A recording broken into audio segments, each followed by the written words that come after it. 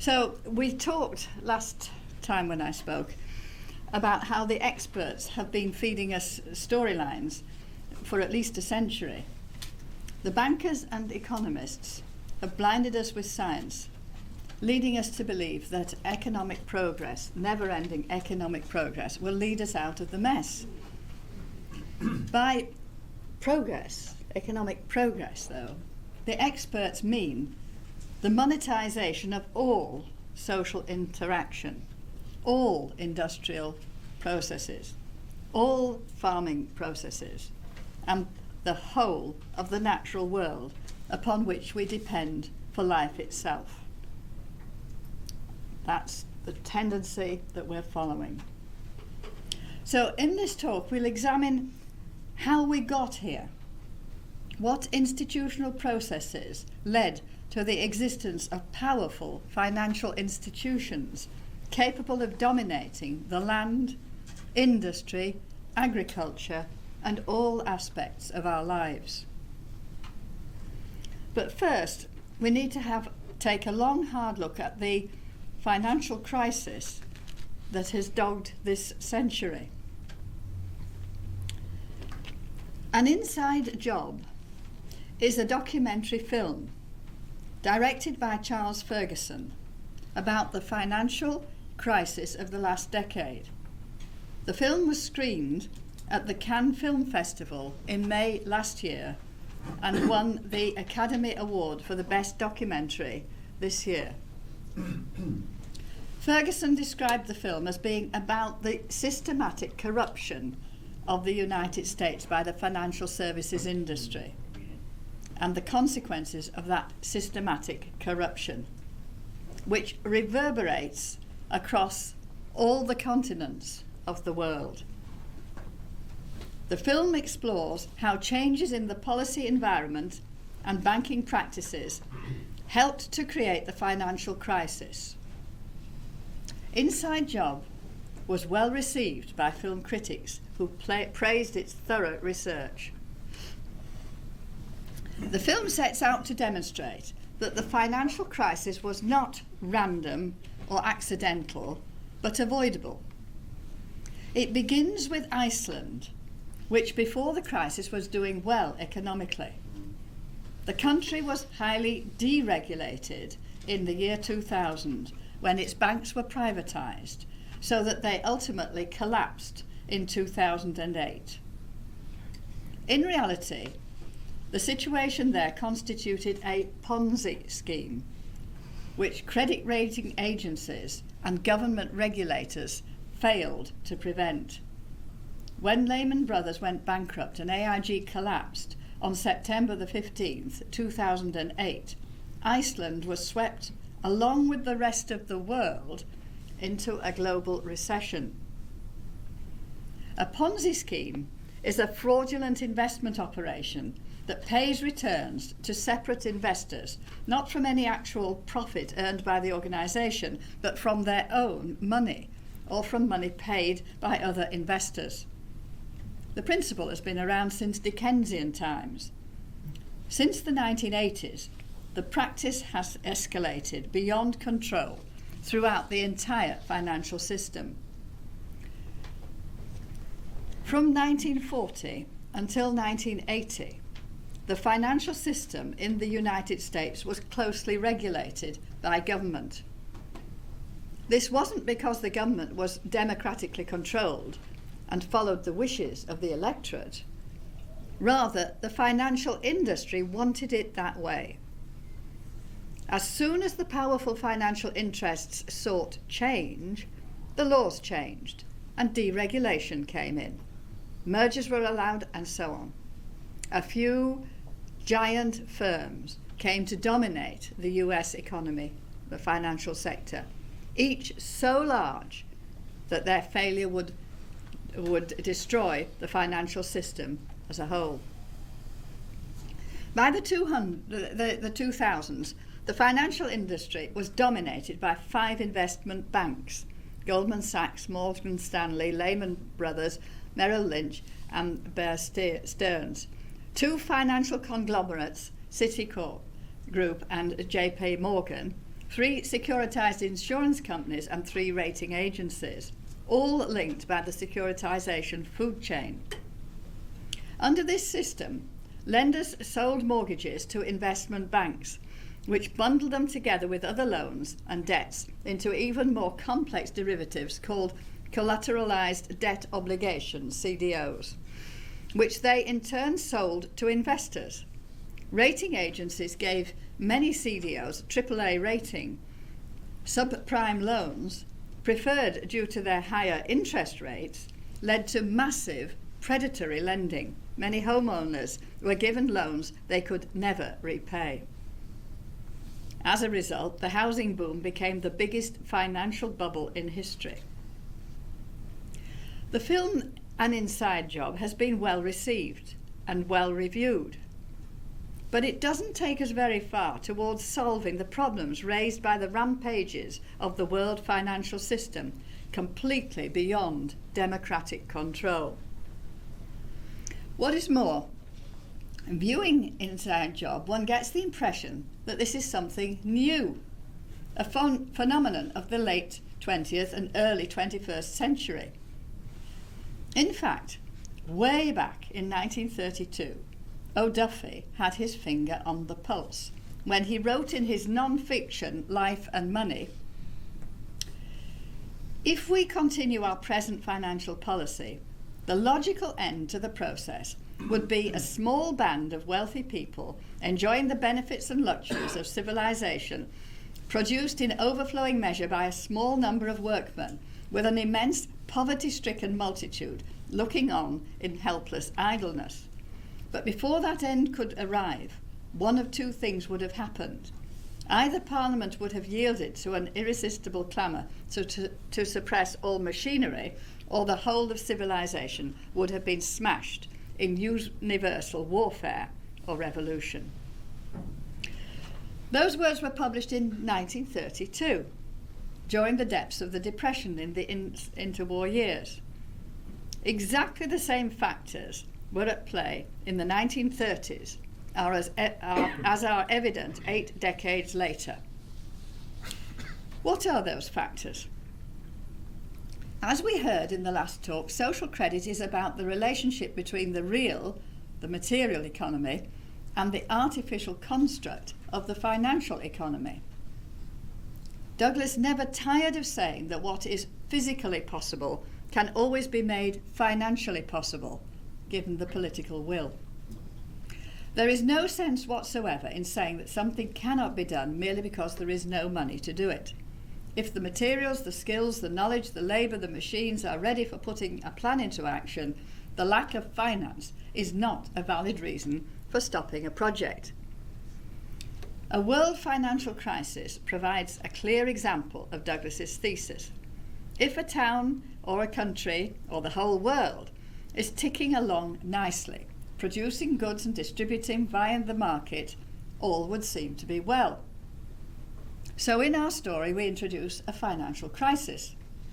Suddenly, the goods in the shops cannot be sold, the factories lie idle, workers are unemployed, debts cannot be paid, and people are evicted from their homes and farms, as we were hearing.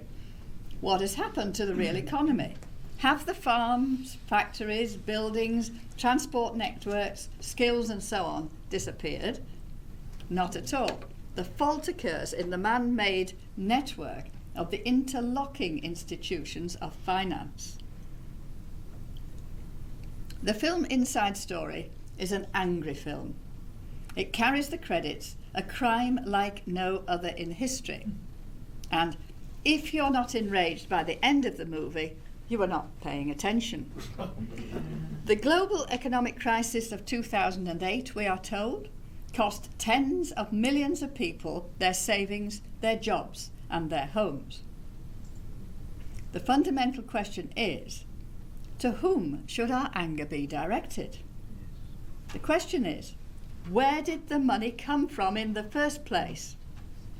Where did the money come from to provide tens of millions of people with their jobs, their savings, and their home loans? So we've got the ordinary people here, And of course, we're in the process of receiving all this system from on top. So I wanted to just stress that where do we put the blame? Do we blame these people? In which case, what are we going to do about it? We have to think. If we remember, we have the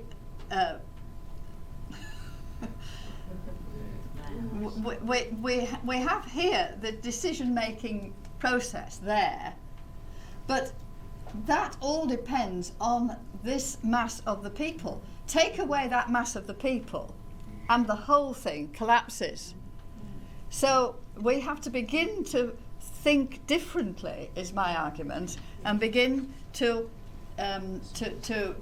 say this mass of the individuals is going to have to do something, rather than trying to persuade these people who are never going to be persuaded.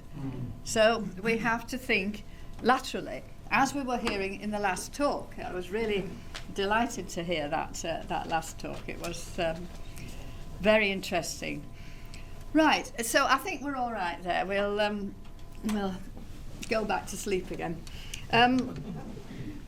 Right, from riches to rags. The orthodox view of history is that we have progressed from rags to an age of untold riches, an age which is only just round the corner. The unorthodox view of history, and the one to which I subscribe, is that we've descended from a golden age into a brave new dystopia, the nightmare scenario presented by Aldous Huxley's Brave New World, combined with George Orwell's 1984. As the 20th century progressed, the process of enclosure of the land and its resources in the name of global development continued apace. Across the world, traditional land tenure patterns and local cultures were swept aside by the force of law, giving rise to unprecedented poverty and ignorance amidst plenty. There was a great wealth of well-researched literature on the effects of globalization on the earth and its people. Of current concern is the elimination in the second and third worlds of all remaining pockets of people who retain respect for the natural world of God's creation. And I refer here to a book by Felix Padel and Samarandra Das, Out of This Earth, East India Adivasis and the Aluminium Cartel, which applies to all of us. It links into the entire world development scene. We have some handouts with references to the books that I'm mentioning, so you will be able to take those away and get hold of the books if you're interested. So the privatization of the natural world was depicted in fiction by O'Duffy in his first book, the first book of his Goshawk trilogy, the one that predates the Asses in Clover, and this is called King Goshawk and the Birds, which was published in 1925. And I've just taken an extract from there. One morning, the Dublin philosopher read the following report in his newspaper. Goshawk buys birds. Wheat King's latest enterprise. A New York message just received states that King Goshawk has completed negotiations for the purchase of all the blackbirds, robins, larks and nightingales in the world. The vast bulk of these will be removed at an early date to the great park of Goshawk Palace, but a few will be kept in aviaries near the principal cities for the delectation of their inhabitants. On King Goshawk's well-known principle that anything free is not valued, it is understood that there will be a small charge for admission to these aviaries. King Goshawk deserves the gratitude of the public for having thus taken one more step in harnessing nature to the service of mankind. We must look to the unorthodox version of history to discover how it came to be that the captains of industry and commerce, the King Goshawks of this world and their financial advisors, secured the power to harness nature for financial gain. And this is where we come to William Cobbett. In two of his lesser-known books, William Cobbett, who lived from 1762 to 1835, sets out the findings from his research into the history of the Reformation in England and Ireland. Cobbett was a self-educated man who came from humble farming origins. He's better known for rural rides, where he went round England looking at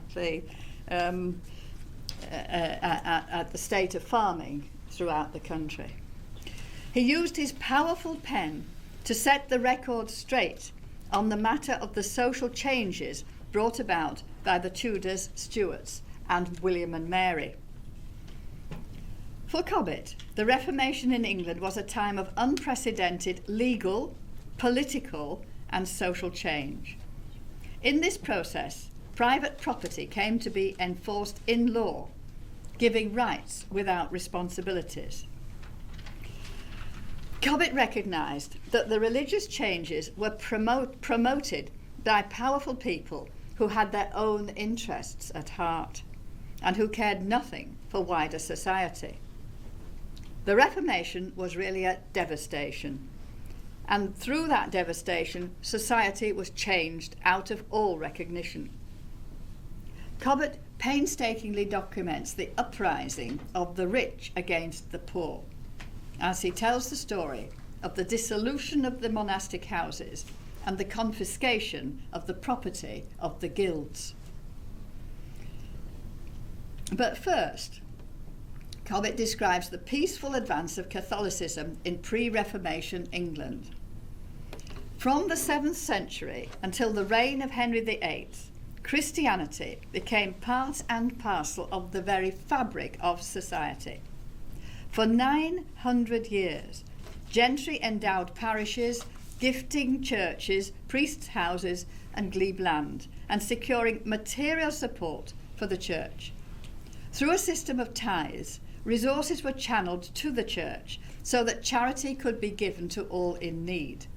Priests served the local village communities as a whole and right across the land. The Christian message was spread peacefully. Monasteries, friaries, and nunneries could also be found in many localities. These monastic communities were run by individuals who had taken vows of chastity, poverty, and obedience. Was that out of ignorance, superstition, and fear, as our official historians would have us believe? All the evidence which survived the Reformation, including the works of Bede and the Lindisfarne Gospels, suggest that for most of this time they were learned and cultured people who lived lives of prayer and service to the community. Endowed in similar fashion to the parishes, that is, by being given lands and resources by the aristocracy, they served all levels of society. As centres of learning, they provided education for the children of rich and poor alike. At the same time, they provided medical care for the sick, and finally, they provided hospitality for the poor, the homeless, and passing travellers, including the wealthy. During this period, the great Gothic cathedrals were built by the skilled craftsmen of the building and artistic guilds. Archaeological evidence indicates that across the land, churches and monasteries were built at regular intervals, so that every community was provided with spiritual and temporal support. Thus, on the eve of the Reformation, England was, to use Cobbett's words, the happiest country the world had ever seen. It would seem that for a considerable period of time, several hundred years, the institutional fabric of society in England formed a harmonious whole. The spiritual, legal, and economic framework enabled each to provide for self and others based upon a sense for community. The institutional framework of society in medieval England was particularly well ordered. The natural resources of the land and the labour necessary to cultivate it were managed in such ways that the material needs and wants of all, rich and poor alike, could be met through forms of justice, fairness, and rights which were transparent to all. Tithes were paid in produce, not money, so that in a good year more was given to the manor or monastery, and in a poor year less. Money, interest, and money taxes, the crop that never fails, had yet to come into being as a feature of everyday life. The devastation. Change was inevitable. It happened as it did, and it is no good apportioning blame or trying to put the clock back. There is, however, every point in trying to understand clearly what actually happened. In this way, guidelines for the future may be established. I can strongly recommend the reading of Cobbett and the Hammonds and other fascinating accounts of the disintegration of the institutional framework of Christian England, which paved the way for industrialisation. Just before the Reformation, however, personal greed was already motivating individual landowners to drive a coach and horses through traditional law and custom. By seizing common fields and common land from their traditional land holdings so that sheep could be grazed for wool and traded for gold, a few took personal power over communal resources. The seizure of monastic lands drastically swelled the number of landless vagabonds who were driven to beg and to steal in order to stay alive. The saying, "might as well be hung for a sheep as a lamb," dates from this time, as does the often quoted verse, "They hang the man and flog the woman that steal the goose from off the common, but let the greater villain loose that steals the common from the goose." Change was brought about by the social revolution which swept across England, starting at the outset of modern times and spreading across the British Isles and reverberating across the English-speaking lands which were colonised as a direct result of these changes. Writing at the very outset of these times of change, Thomas More, who lived from 1478 to 1535, wrote Utopia. The book describes the process of change in the economy and in law, with perceptions which make his work very relevant today. The book was published in 1516. Utopia is a dialogue on the ideal commonwealth. Full of seeming contradictions, Utopia depicts an imaginary island representing the perfect society. It is a place that does not exist, and yet it has been visited and observed. The word utopia has passed into the English language. As Chancellor to Henry VIII, More himself suffered the death penalty for refusing to accept the unity of church and state. That is, he refused to accept that Henry, who died a Catholic, should be both monarch and head of the church in England. Thomas More details the process of enclosure, whereby powerful individuals can use the full force of law to take land. Where land is the only means of livelihood, the loss of the right to live off the land spells destitution. Thus, families protected only by ancient rights and traditional common law agreements became destitute. And this continues across the world today. It is as true today as it was 6 centuries ago. More depicts a public discussion between an intelligent man who has been to Utopia and someone the world at large regards as an excellent lawyer. That is, a person who supports the new way of laying down the law because he is paid to do so. The intelligent man says,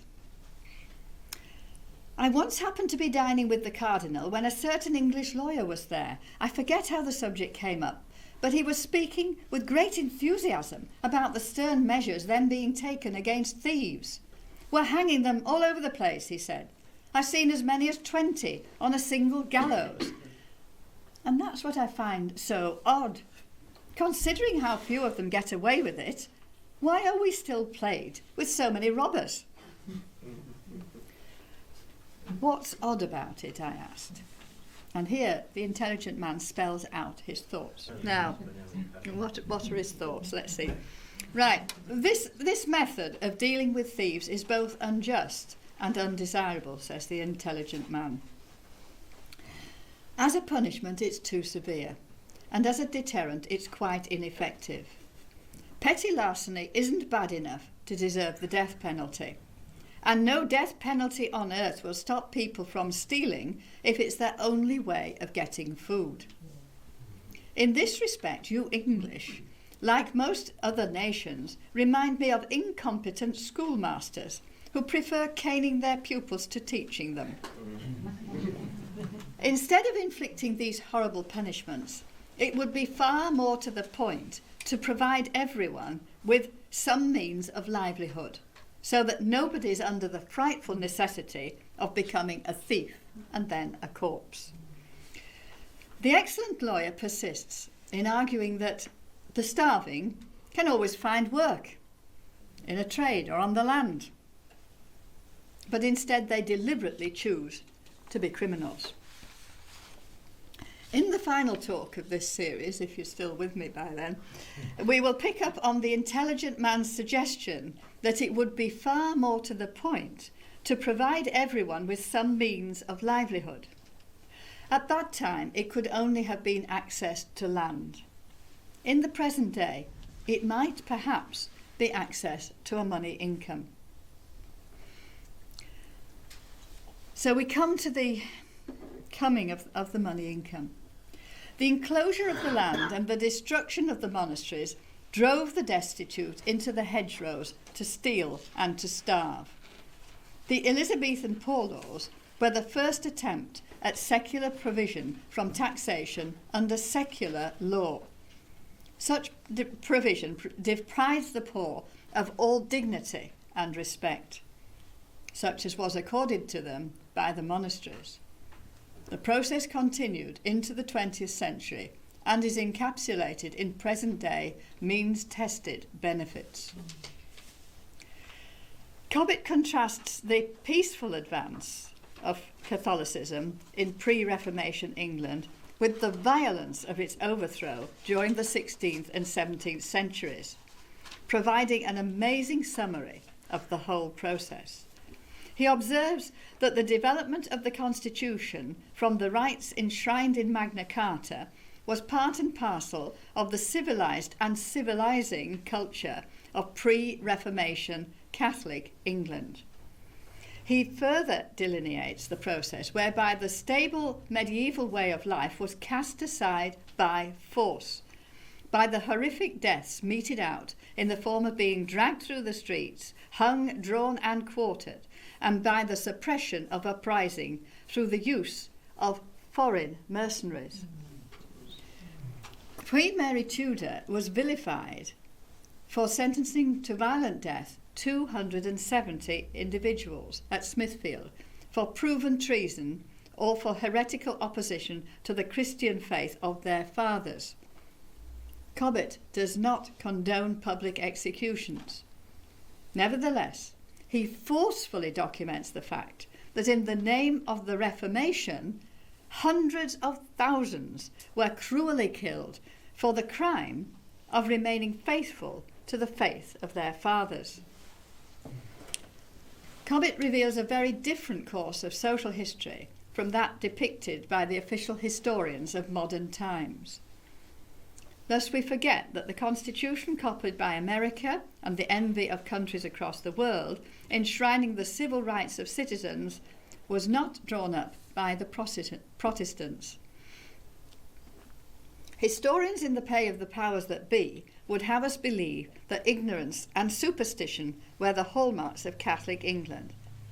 By contrast, Cobbett, who by the way was a Protestant, not a Catholic, Cobbett spells out the achievements of the pre-Reformation times, concluding as follows. If, however, we insist that the Pope's supremacy and its accompanying circumstances produced ignorance, superstition, and slavery, let us act the part of sincere, consistent, and honest men. Let us knock down or blow up the cathedrals and colleges and old churches.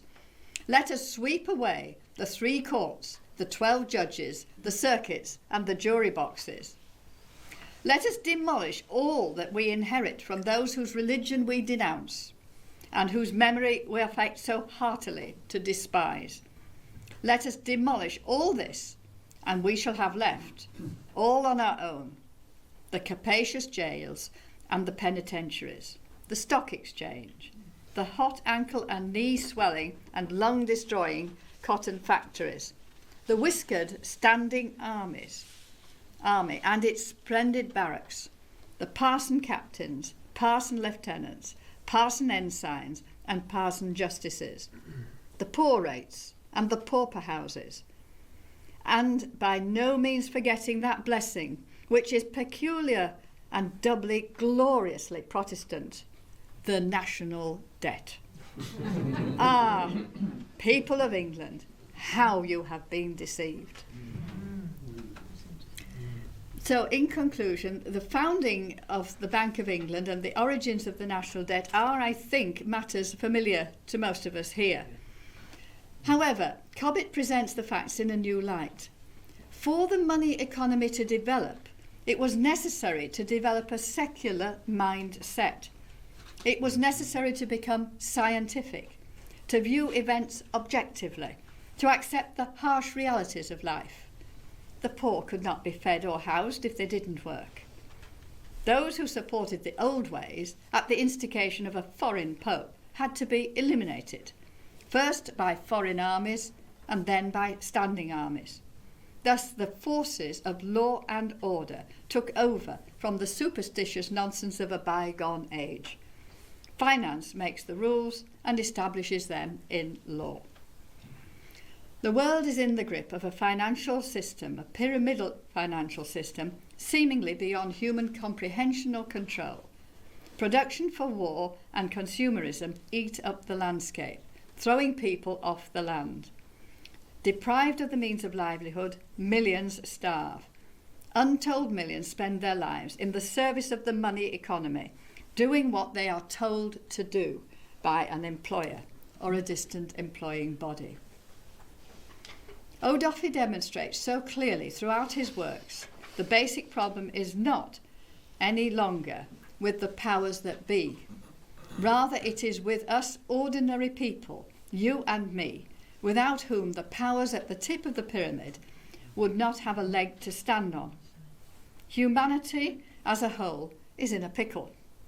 It may well be that too many of us are, like asses in clover, comfortable enough as we are. What is the alternative? We've to wait for the next talk to find out, and I suspect there might be the odd question. I wonder whether you might elaborate for us, Frances, on the land enclosure. It's a term we're not that familiar with. Oh, I see. Yes, we are taught in school, perhaps, if we have any history lessons any longer, about the three-field system and the village system, where in medieval times people farmed communally. That is, that there would be a field dedicated to one particular crop, and and that would be divided up into strips for individual families. And then there would be common grazing ground where people had the right to graze their livestock. And then there was the open forests where people could get the natural materials for wood and for fuel and building and so on, and collect herbs and wild foods. Wild foods are very much underestimated in our history. People have, the official version is that it was impossible to progress with that sort of system because people were restricted in what they could do. And when you're into the farming, you know that you need to have control of your land. In fact, of course, each family was allocated a certain amount of land and tended that land according to their own requirements and according to the skills which were handed down from generation to generation. So you had a sort of cooperation. It's a very interesting social system which existed then. Well, we can't reproduce it now, but we do need to give it a little bit more respect than it has in the history books. What happened, of course, was that it became profitable to farm sheep so that you could take the wool and sell it to the trade and process it into expensive clothing for the aristocracy and so on. And so it became sensible to just knock the people off the land if you could, or take the common land, or as you took parts of this system, then of course it disintegrated. And so people were literally driven from their homes and sent into the literally nowhere to go. And this again is described in Thomas More's Utopia as in a sort of semi-fictional reporting sense, and of course in Cobbett as well. So this meant that people, wealthy people, could take an area of land and get it registered in the land registry offices or whatever the equivalent was at that time, and claim that they now owned that piece of land and they had no further responsibility to the rest of the community. There's another book, Ivy Pinchbeck, who describes the poverty and the lives of the people who were driven off the land. Frances, I just had a young fella come back from Scotland. He went there shearing for 6 weeks, and he come back with the knowledge that if you sell a cow for $1,000, the government give you $1,000. If you sell a sheep for $100, you get $100. If you got a bit of land, they pay you to work that land. Is that true? Well, you're asking me something which I don't know, which is brilliant. There are quotas and regulations about from the European Union, and these actually have the effect of driving people off the land, basically. I don't know what they found as when they're shearing, but it's increasingly difficult to get anything for the wool at all. Did he say this? I mean, yes, the numbers are mainly crossbreeds, so the wool wouldn't be worth a lot. Yes. But what I'm getting to is it subsidised? The wool isn't subsidised. No, is the country subsidised by the government? No, because what they're giving in the subsidy, they're taking back in taxes. Right. So it's just a juggling of the financial powers. It suits them to do this kind of thing, and it suits them to set people against the farmers, and so on. Frances, it's been fascinating listening to you, particularly as an academic. Could you perhaps tell us something about yourself, how you developed the mental resilience within the educational, university, economic learning profession? How did you handle the undoubted pressures on you from the system, particularly when you began to speak, to write out? And are some of your previous critics, are you influencing them? Could you tell us, how are you getting on in the real world?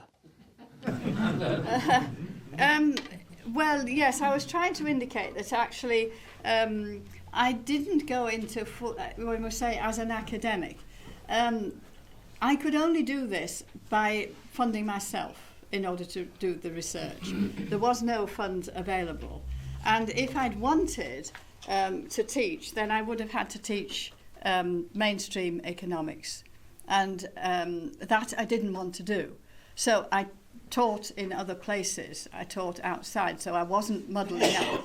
This is one of the principles of social credit anyway, is that you're not being paid to do what you're studying and researching and tackling, because if you are paid, then they can take the money away from you.